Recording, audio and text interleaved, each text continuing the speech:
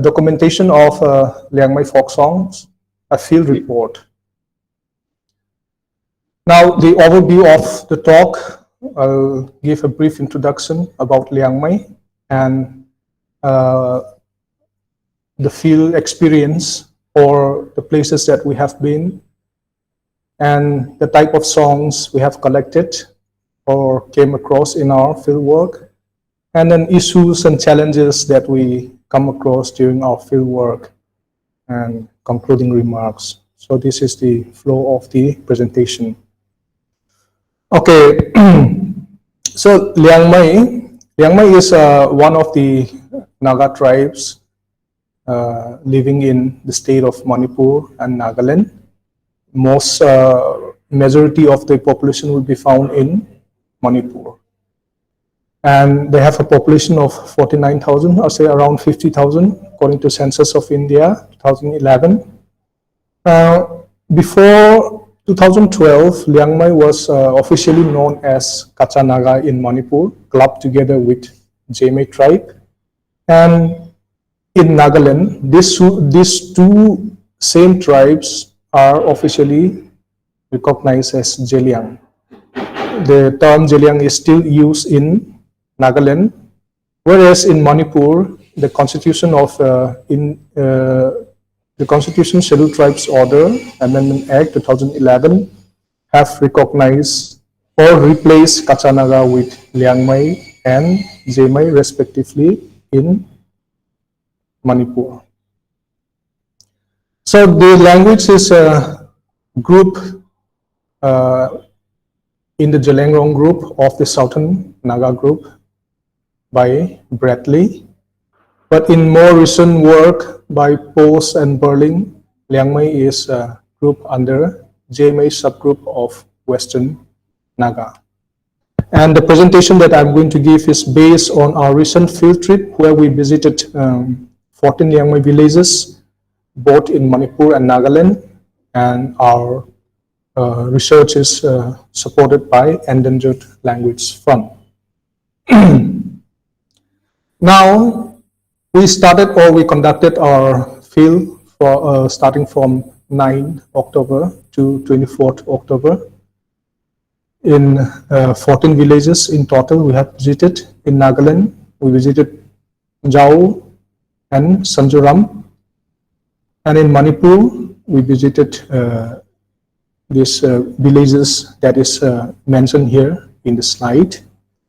And we have collected more than 100 songs, 100 folk songs.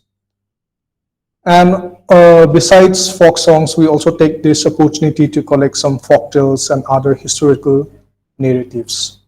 And additionally, we also take this opportunity to document word lists of different villages for acoustic analysis and for phonetic study. There is a variation or like different dialects. The different villages speaks different dialects. So we want to study that as well. So we also documented word lists based on Swadesh lists. Now the types of folk songs that we have come across. So Liangmai folk songs reflects diverse ways of life, their belief system, and their worldview. It is a manifestation of love, joy, sorrow, pain, beauty, strength, and wealth. Now in Daimai 2021, where he have studied about Liangmai folk song, he classified folk songs into 5 groups.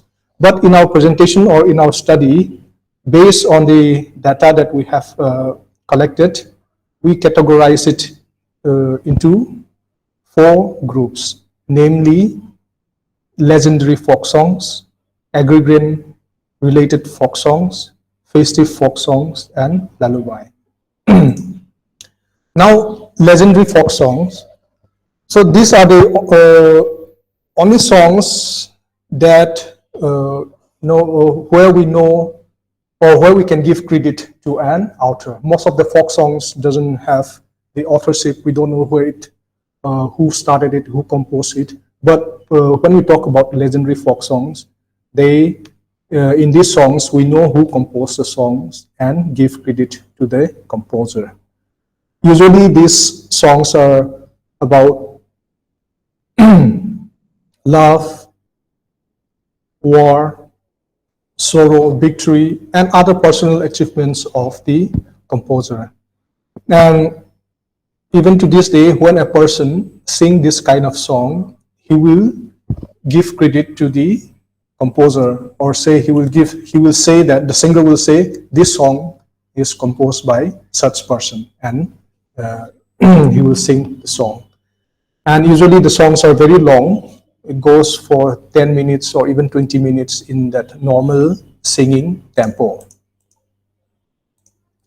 Now, these are some of the legendary names among the Liangmai. Now, why we consider them legendary is that their names or their deeds are still remembered by the people through their songs. Their stories are still widely known. Their songs are still widely sang across Liangmai villages. So for that reason, we have given, or we have used the term legendary. Now, among these legendary figures, one of the most popular is named Kaiyuan. He is from Niem village of Manipur. He is also known as Kai Hui by other villagers. Now, he is known to possess special gift of Ahang Aliuga, which means he has that extraordinary ability to enchant or court women. He can be considered as the Casanova of Liangmai. His story of him courting more than 100 women in his lifetime is still quite well known among the people. But not only that, he is popular for his hunting skill. But most of all, he is well known, or he is remembered for his poetic songs. And to this day, at the village, Niem village, there's a big boulder called Kaiyuan Tu, meaning stone of Kaiyuan or Kaiyuan rock, where he has inscribed images of animals he have hunted, number of women he have lay with, and other traditional artifacts. And this time, during our field work, we got this opportunity to go and visit this rock. This is, can you see the picture? Can you see my slide? Yes. Okay. So this is his Kaiyuan's rock or boulder, where he have inscribed different artifacts of the people. Here we can see some animal inscriptions of animals, and there are so many other. It's a huge rock, so it's quite difficult to cover in one frame. And this is people say that these lines are the number of women that he have courted. So yeah, this rock still exists, and the villagers are trying to preserve it as a important history or their cultural heritage of the village. Okay, and then we have the agrarian related folk songs. These are songs that are sang while farming. It is also known as lumalui, meaning field weeding songs. They are usually very short, and they are sang in a responsive manner while walking in the paddy field. And though the songs are short, it has beautiful meanings. It's quite poetic, and they sing about different themes. They sing about nature, they sing about life, love, village, and so on. This is one song that I have translated. Now, okay, I will just read out the English translation, free translation. So people sing responsively. The young man will sing the first part, and the young woman will sing the second part while farming, while doing work in the farm. So the boys or the men will sing, "For the love, for the one I love, I could bring the biggest bull. I can walk the whole mountain.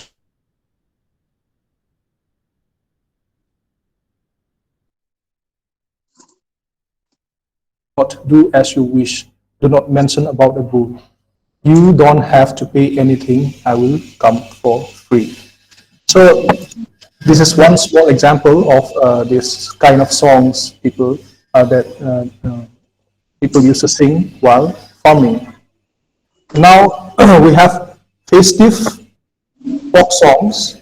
So there are different kinds of festivals and feasts of merit, uh, and then each occasion has a song to go along with. And again, these songs are usually short, and they will sing. They will sing while dancing. They will sing uh, in praise or in honor of the one hosting the feast of merit and many other things. And during our field trip, a group of women in one village said that they will sing one song in honoring or like to bless us, and they sang one such song. And lullaby, these songs are usually fanciful composition. It contains a lot of imitation of sound of nature, and is often onomatopoetic. And these songs are usually sang by young girls or like older women while babysitting and trying to soothe a baby to sleep. Now, issues and challenges we uh, face is one of the biggest challenge for us is translation and transcription. Transcription is in one way is more easier, but translation is very difficult. Though we are native speakers, the kind of vocabulary or the poetic nature of the songs. Kalabo, Yeah. please try to finish within 5 minutes. Okay. Yeah. Sure. Yeah. So, so due to this use of poetic way of language and all, it is very difficult to translate unless we sit together with the elders who sang the song. We cannot fully understand what the song or what is being said in the song. So this is one issue that we face. Another issue is in variation. There is variation in folk songs, not in the lyrics, but in the tunes, in the tunes and the high and low of the song. So when we when a person from Jao village sings Kaiyuan song, his tune will be slightly different from the person from Thalan village who sing the same song. So often, it gives some gives us this problem: which one to choose while coming to archiving. And for archiving, we have contacted some archiving institutions. So far, we have contact with, we have good communication with CIIL. So probably we will, after finishing our translation and other works, we are going to archive it with CIIL.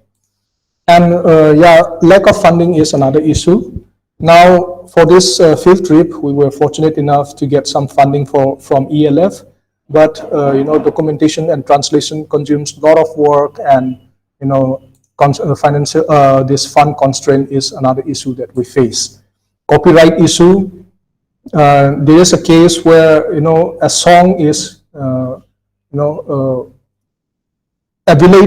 two villages claim that the song belongs to their village. One village they claim that it's their song. It is composed by the villager of of their village, and then no, that problem was there. So for this kind of issue is there. So as a researcher, we cannot judge on who is right or who is wrong. So this is we have this kind of problem. We face this kind of problem as well. And yeah, are we too late? When we set out for this trip, we were hopeful that we will find good number of singers in villages. But to our surprise, we came across many villages where no one could sing folk songs.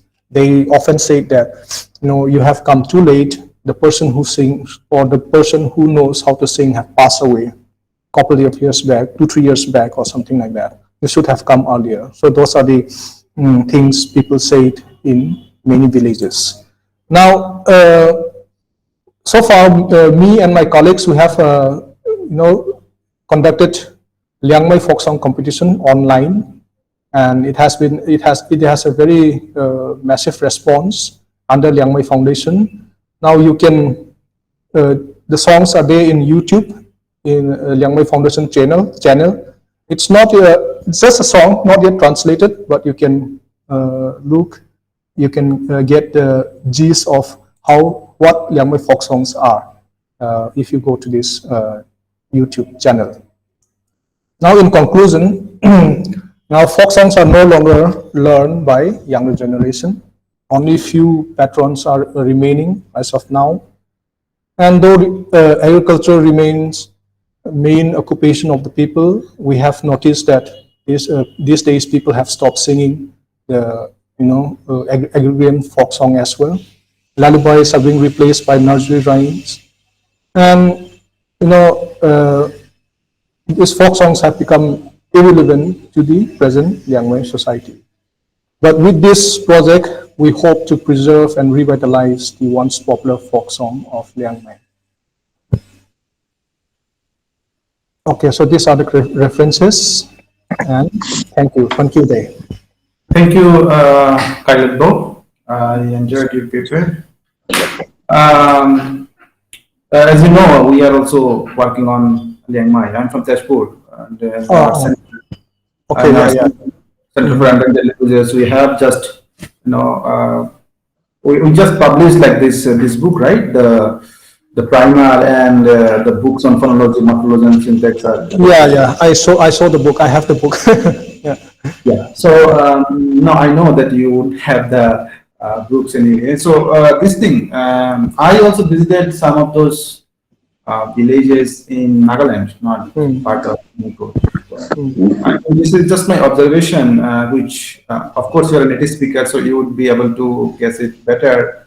The observation is such that, as you rightly pointed out, most of the folk songs are today irrelevant to them, and then they have lost it already.